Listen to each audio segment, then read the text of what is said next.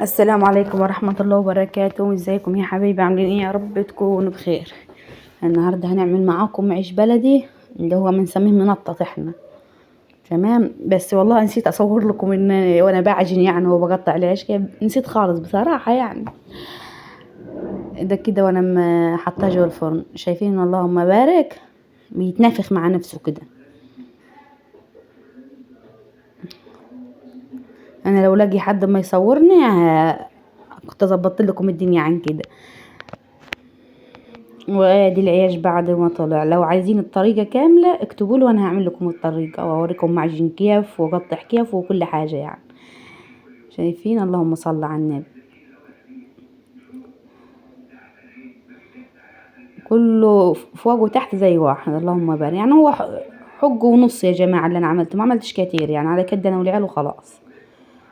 حق ونص. والسلام عليكم ورحمة الله وبركاته.